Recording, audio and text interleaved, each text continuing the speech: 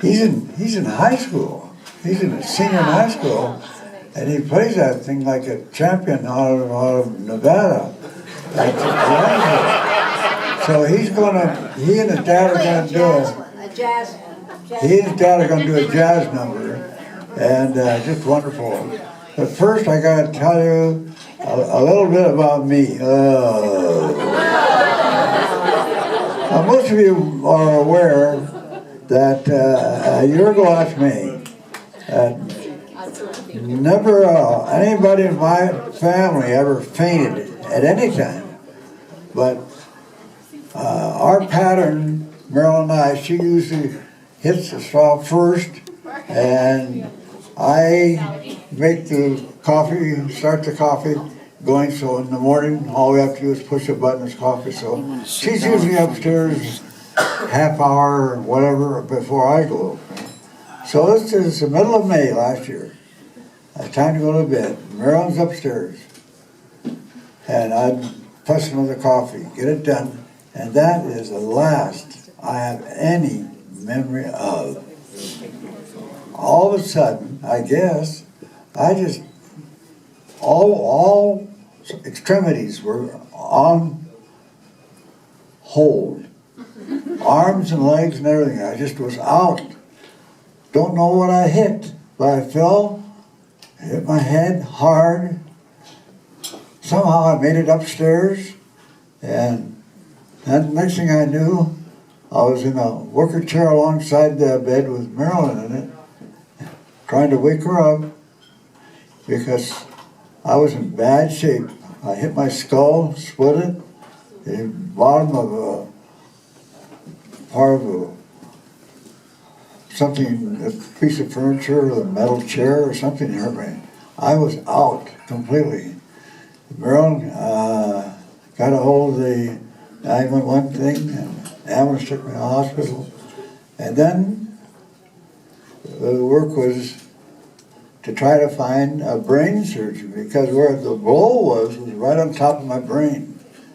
And so it robbed a lot of things, took a lot of memory away. I had to remember that it wasn't Doris I was married to.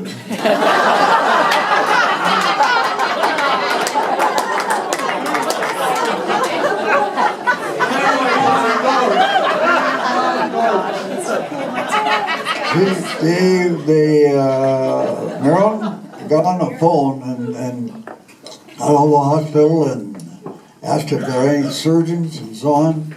And what they did is they found Montana's best. And this is not corny now, what I'm coming up with. I asked, before I came up here, I asked the doctor's name, and now it's gone. My short memory is that bad. Dr. Dolan. Dr. Dolan at the hospital. They located him. He was in town. And yes, he would come down and help me. I wasn't me on the phone. This is Marilyn. And so he came down, and I had, she tells me, 4 hours? 5, yeah, 5. 4 or 5 hour operation. And it was nip and tuck, I guess, but they got me back together again. And I'm a different guy. I do remember all my friends. I'll certainly remember tonight and all you guys. But this little Denny, my grandson, came, and I can't believe what he does to a saxophone. So he and his dad, Jonathan, at the piano, are going to bless us. God bless you guys. Marilyn, my wife has the last word. Okay. Okay, Don had he had his joke all practiced for tonight. I don't know what happened to him. But I do know that he is so impressed with his grandson, who we really have to admit, we don't know Denny as much as we wish we did.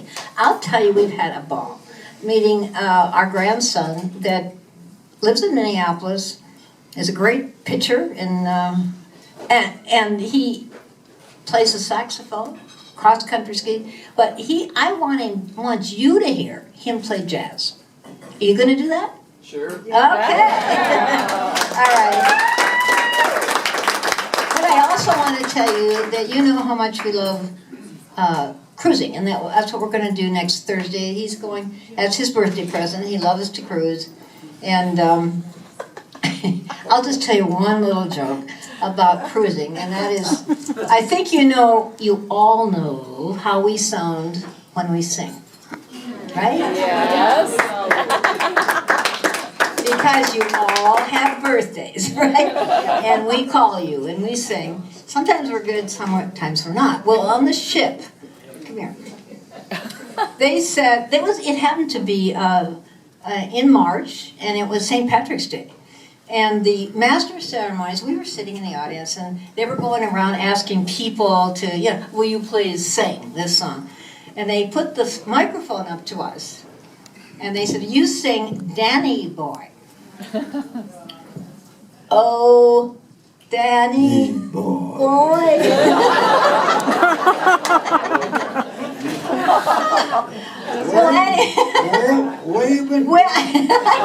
So that's what everybody said. Anyway, so we're singing Danny Boy, and across the aisle, there's this lady that's crying finally. He notices.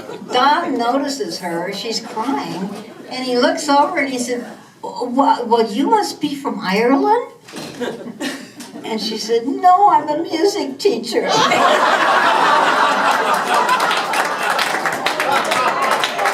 at him laugh. The Carlsons from Minnesota.